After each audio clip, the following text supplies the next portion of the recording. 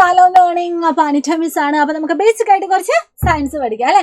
അപ്പൊ ഇന്ന് മിസ് വന്നിരിക്കുന്നത് നമ്മളിപ്പോ ബേസിക് സയൻസിൽ അടിപൊളിയായിട്ട് പഠിച്ചുകൊണ്ടിരുന്ന നമ്മുടെ ഫുഡ് ഫോർ ഹെൽത്ത്, ആഹാരം ആരോഗ്യത്തിന് എന്ന് പറയുന്ന ഒരു ചാപ്റ്ററിലെ പ്രധാനപ്പെട്ട ചില ക്വസ്റ്റ്യൻസ് പരിചയപ്പെടാൻ വേണ്ടിയാണ്. അപ്പൊ നമുക്കറിയാം ഓണപരീക്ഷകളൊക്കെ കഴിഞ്ഞു. ഇനി ക്രിസ്മസ് പരീക്ഷ എന്ന് പറയുന്നത് അടുത്ത മാസമാണ്. ആ ക്രിസ്മസ് പരീക്ഷയ്ക്ക് വളരെയധികം ചോദ്യങ്ങൾ നമുക്ക് എക്സ്പെക്ട് ചെയ്യാവുന്ന ഒരു ചാപ്റ്ററാണ് നമ്മുടെ ഫുഡ് ഫോർ ഹെൽത്ത് എന്ന് പറയുന്നത്. അപ്പൊ എങ്ങനെയൊക്കെയാണ് ക്വസ്റ്റ്യൻസ് വരിക എന്നൊക്കെ നിങ്ങൾക്ക് ഈ ഒരു വീഡിയോ കണ്ടു കഴിയുമ്പോൾ നിങ്ങൾക്ക് ഒരു ഐഡിയ കിട്ടും കേട്ടോ. അതുകൊണ്ട് തന്നെ മാക്സിമം എല്ലാ മക്കളും സ്കിപ്പ് ചെയ്യാതെ മുഴുവനായിട്ട് ഈ ഒരു വീഡിയോ കാണാൻ വേണ്ടി ശ്രമിക്കുക. നമ്മുടെ ഫസ്റ്റ് ക്വസ്റ്റ്യനിലേക്ക് നമ്മൾ ഇതാ കടക്കുകയാണ്. First question, do you agree with the decision? ഈ തീരുമാനത്തോട് നിങ്ങൾ യോജിക്കുന്നുണ്ടോ? നിങ്ങളുടെ അഭിപ്രായം ന്യായീകരിക്കാനാണ് പറഞ്ഞിരിക്കുന്നത്. അപ്പൊ എന്താണ് തീരുമാനം എന്ന് നമുക്കൊന്ന് നോക്കണം. എന്താണ് ഈ കുട്ടി പറയുന്നത്? കൊഴുപ്പടങ്ങിയ ഭക്ഷണം ആരോഗ്യത്തിന് ഹാനികരമാണെന്നാണ് എല്ലാവരും പറയുന്നത്. അതുകൊണ്ട് ഇന്ന് മുതൽ ഞാൻ ഭക്ഷണത്തിൽ നിന്നും കൊഴുപ്പ് പൂർണ്ണമായി ഒഴിവാക്കും. Fatty food items are harmful to health, so from today I will avoid fatty food items completely. അപ്പൊ ഈ ഒരു കുട്ടി എന്താ പറയുന്നത്? ഈ പറയുന്ന കൊഴുപ്പ് എന്ന് പറയുന്ന അല്ലെങ്കിൽ ഫാറ്റ് എന്ന് പറയുന്ന നമ്മുടെ ശരീരത്തിന് നല്ലതല്ല. അതുകൊണ്ട് ഇന്ന് മുതൽ കൊഴുപ്പടങ്ങിയ ഒരു ഭക്ഷണവും ഞാൻ കഴിക്കത്തില്ലെന്നാണ് ഈ ഒരു പെൺകുട്ടി പറയുന്നത്. അപ്പൊ ഈ ഒരു ഡിസിഷനോട് നിങ്ങൾ യോജിക്കുന്നുണ്ടോ? യോജിക്കാൻ പറ്റുമോ? പറ്റത്തില്ല. കാരണം നമുക്കറിയാം നമ്മുടെ ശരീരത്തിന്റെ ഗ്രോത്തിന് വേണ്ടി, ഡെവലപ്മെന്റിന് വേണ്ടി, അല്ലെങ്കിൽ പ്രോപ്പറായിട്ട് ബോഡി ഫംഗ്ഷനൊക്കെ നടക്കുന്നതിന് വേണ്ടി നമ്മുടെ ശരീരത്തിന് ആവശ്യമായിട്ടുള്ള പോഷക ഘടകങ്ങളിൽ ഒന്നാണ് നമ്മുടെ ഫാറ്റ് അല്ലെങ്കിൽ കൊഴുപ്പ് എന്ന് പറയുന്നത്. ഇത് വളരെ കുറഞ്ഞ അളവിലെങ്കിലും നമുക്ക് ലഭിച്ചേ പറ്റൂ. കാരണം എന്താണെന്ന് വെച്ചാൽ നമുക്കറിയാം വിറ്റാമിൻസ് ഉണ്ടാവും, വൈറ്റമിൻസ് ഉണ്ടാവും. ഈ വൈറ്റമിൻസിൽ ചിലതൊക്കെ നമ്മുടെ കൊഴുപ്പിൽ ലയിക്കുന്നതാണ്. അപ്പം നമ്മുടെ ശരീരത്തിന് ഈ വൈറ്റമിൻസ് കിട്ടണമെങ്കിൽ പോലും, അതായത് ചില വൈറ്റമിൻസ് കിട്ടണമെങ്കിൽ നമുക്ക് ഫാറ്റ് അല്ലെങ്കിൽ കൊഴുപ്പ് അടങ്ങിയേ തീരൂ. അതുകൊണ്ട് തന്നെ നമുക്ക് പറയാൻ പറ്റും ഫാറ്റ് അടങ്ങിയ ഭക്ഷണം കുറയ്ക്കുന്നതാണ് നല്ലത്. അല്ലാതെ ഫാറ്റിനെ കംപ്ലീറ്റ് ആയിട്ട് നമ്മൾ അവോയ്ഡ് ചെയ്യരുത്. കാരണം ഫാറ്റ് നമ്മുടെ ശരീരത്തിന് ആവശ്യമായിട്ടുള്ള ഒരു ഘടകം തന്നെയാണ്. പക്ഷേ കുറഞ്ഞ അളവിൽ മാത്രം മതി എന്നേ ഉള്ളൂ. ഇനി ഫാറ്റിന്റെ അളവ് കൂടിയാലാണ് പിന്നെ കൊളസ്ട്രോൾ ഒക്കെ ഉണ്ടാവുന്നത്. അപ്പൊ ആ ഒരു അളവ് നമ്മൾ മെയിൻറ്റെയിൻ ചെയ്താൽ മാത്രം മതി. അല്ലാതെ ഇവിടെ നമ്മുടെ ആ ഒരു പെൺകുട്ടി പറയുന്നത് പോലെ ഫാറ്റ് അടങ്ങിയ ഭക്ഷണം അല്ലെങ്കിൽ കൊഴുപ്പ് നമ്മുടെ ശരീരത്തിൽ നിന്ന് അല്ലെങ്കിൽ നമ്മൾ കഴിക്കുന്ന ഭക്ഷണത്തിൽ നിന്നും നമ്മൾ പൂർണ്ണമായും ഒഴിവാക്കരുത് കേട്ടോ.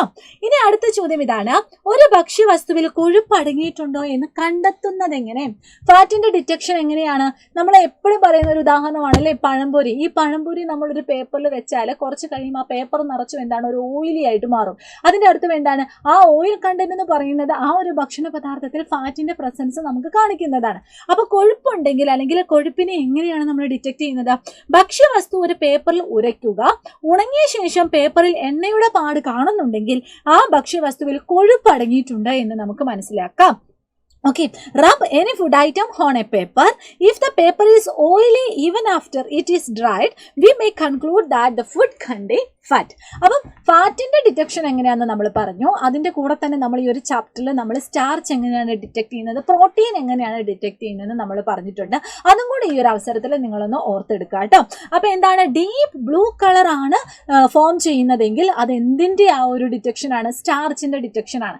ഇനി സ്റ്റാർച്ച് എപ്പോഴാണ് ഡീപ്പ് ബ്ലൂ കളർ ഉണ്ടാക്കുന്നത്? അയഡിനുമായിട്ട് റിയാക്ട് ചെയ്തിട്ടാണ്. അതായത് ഒരു ഭക്ഷണ പദാർത്ഥത്തിൽ സ്റ്റാർച്ച് ഉണ്ടോ എന്ന് ഐഡന്റിഫൈ ചെയ്യാൻ വേണ്ടി നിങ്ങൾ എന്ത് ചെയ്താൽ മതി? ആ ഒരു ഫുഡ് ഐറ്റത്തിലേക്ക് നമ്മൾ കുറച്ച് ഒരു അയഡിൻ ആഡ് ചെയ്താൽ മതി. അതിനെയാണ് നമ്മൾ അയഡിൻ ടെസ്റ്റ് എന്ന് പറയുന്നത്. അങ്ങനെ ആഡ് ചെയ്യുമ്പം ഇവിടെ കാണുന്നത് പോലെ തന്നെ ഒരു നീല നിറം ഉണ്ടായാൽ അതിന്റെ അർത്ഥം ആ ഒരു ഭക്ഷ്യവസ്തുവിൽ സ്റ്റാർച്ച് അടങ്ങിയിട്ടുണ്ട് എന്നാണ്. ഇനി ഇൻ കേസ് അത് വയലറ്റ് നിറമാണ് നിങ്ങൾക്ക് കാണുന്നതെങ്കിൽ അത് എന്തിന്റെ പ്രസൻസ് ആണ്? പ്രോട്ടീന്റെ പ്രസൻസ് ആണ് കേട്ടോ. പക്ഷെ ഇവിടെ അയഡിൻ ടെസ്റ്റ് നടത്തിയിട്ട് വയലറ്റ് നിറമല്ല. അത് നിങ്ങൾ ക്ലാരിഫൈ ചെയ്ത് പഠിക്കുക. ഒരു ഭക്ഷ്യവസ്തുവിൽ പ്രോട്ടീൻ പ്രസൻസ് ഉണ്ടോ എന്ന് അറിയുന്നതിന് വേണ്ടി സോഡിയം ഹൈഡ്രോക്സൈഡും അതുപോലെ തന്നെ കോപ്പർ സൾഫേറ്റ് ലൈനിയും കൂടി മിക്സ് ആക്കിയിട്ട് നിങ്ങൾ ഒന്ന് ടെസ്റ്റ് ചെയ്യുവാണെങ്കിൽ അവിടെ നിങ്ങൾക്ക് വയലറ്റ് കളർ കണ്ടാൽ അതിന്റെ അർത്ഥം എന്താണ്? ഇവിടെ നമുക്ക് പ്രോട്ടീന്റെ സാന്നിധ്യം നമുക്ക് കാണാൻ വേണ്ടി പറ്റും. ഓക്കെ, അപ്പം 3 ടെസ്റ്റാണ് നമ്മൾ പറഞ്ഞത്. ഒന്ന് ഫാറ്റിനെ ഡിറ്റക്ട് ചെയ്യാൻ വേണ്ടി ജസ്റ്റ് എന്ത് ചെയ്താൽ മതി? ഒന്ന് റബ്ബ് ചെയ്താൽ മതി. ഇനി അയഡിൻ ടെസ്റ്റ് നടത്തിയാൽ നമുക്ക് സ്റ്റാർച്ചിനെ ഡിറ്റക്ട് ചെയ്യാൻ വേണ്ടി പറ്റും. പിന്നെ സോഡിയം ഹൈഡ്രോക്സൈഡും കോപ്പർ സൾഫേറ്റും കൂടി ആഡ് ചെയ്തിട്ട് നമുക്കൊരു വയലറ്റ് നിറം കണ്ടാൽ നമുക്ക് എന്തിൻ്റെ ഡിറ്റക്ഷൻ ആണ്? പ്രോട്ടീൻ്റെ ഡിറ്റക്ഷൻ ആണ്. ഇനി അടുത്തൊരു ചോദ്യത്തിലേക്ക് നമുക്ക് നോക്കാം. ഒരു കായിക താരത്തിന്റെ ആഹാരക്രമത്തിൽ ധാന്യങ്ങളും കിഴങ്ങുവർഗ്ഗങ്ങളും ധാരാളമായിട്ട് ഉൾപ്പെടുത്തുന്നതിന്റെ കാരണം എന്താണ്? What is the reason for including a lot of carbohydrate and tubers in the diet of athletes. നമുക്കറിയാം ഈ കാർബോഹൈഡ്രേറ്റ് അല്ലെങ്കിൽ ട്യൂബേഴ്സ്, നമുക്ക് ഈ പറഞ്ഞ ധാന്യങ്ങളും കിഴങ്ങ് വർഗ്ഗങ്ങളും ഒക്കെ എന്തിനാണ് നമ്മളെ സഹായിക്കുന്നത്? നമ്മുടെ ബോഡിയിലെ ഓരോ പ്രവർത്തനത്തിനും ആവശ്യമായിട്ടുള്ള എനർജി നൽകുന്നതാണ്. ഈ എനർജി നൽകുന്ന അല്ലെങ്കിൽ നമുക്ക് വേണ്ട ഈ ബോഡി ഫംഗ്ഷൻ പ്രോപ്പറായിട്ട് നടക്കുന്നതിന്, നമ്മുടെ ആ ഒരു ഗ്രോത്തിന് വേണ്ട എനർജി ഒക്കെ പ്രൊവൈഡ് ചെയ്യുന്നതിൽ ഏറ്റവും ഇമ്പോർട്ടൻ്റ് റോൾ വഹിക്കുന്നയാളാണ് നമ്മുടെ കാർബോഹൈഡ്രേറ്റ്സ് എന്ന് പറയുന്നത്. ഈ കാർബോഹൈഡ്രേറ്റ്സ് കൂടുതലായിട്ട് അടങ്ങിയിട്ടുള്ള ഫുഡ് ഐറ്റംസ് ആണ് നമ്മുടെ കിഴങ്ങ് വർഗ്ഗങ്ങളും അതുപോലെ തന്നെ ധാന്യങ്ങളും. അതുകൊണ്ടാണ് നമ്മൾ പറയുന്നത് അത്ലറ്റ്സ് എന്ത് ചെയ്യുക, ഈ കാർബോഹൈഡ്രേറ്റ് കൂടുതൽ അടങ്ങിയിട്ടുള്ള ഫുഡ് ഐറ്റംസ് കഴിക്കണം എന്ന് പറയുന്നത്. Carbohydrate is made up of carbon, hydrogen and oxygen. The chief function is to provide energy for physiological activities, and carbohydrate is present in plenty in cereals and tubers in the form of starch. ശരീര പ്രവർത്തനങ്ങൾക്ക് ആവശ്യമായ ഊർജം നൽകുക എന്നതാണ് ഇതിന്റെ മുഖ്യധർമ്മം. ധാന്യങ്ങൾ, കിഴങ്ങ് വർഗ്ഗങ്ങൾ എന്നിവയിൽ അന്നജ രൂപത്തിൽ ധാന്യകം ധാരാളമായിട്ട് അടങ്ങിയിട്ടുണ്ട്. അപ്പൊ കുറച്ച് ചോദ്യങ്ങൾ ചെയ്തിട്ടുള്ളൂ. എല്ലാ ചോദ്യങ്ങളും കൂടി നമുക്ക് ഈ ഒരു കുറഞ്ഞ സമയത്ത് നമുക്ക് പഠിക്കാൻ പറ്റില്ലല്ലോ. അപ്പൊ ഇതുപോലെയുള്ള ഇൻട്രസ്റ്റിംഗ് ക്വസ്റ്റ്യൻസ് ഒക്കെ ആയിട്ട് നമുക്കിനി അടുത്ത ദിവസം വീണ്ടും കാണാം. അപ്പൊ എല്ലാവർക്കും all the very best. Thank you so much. Bye bye.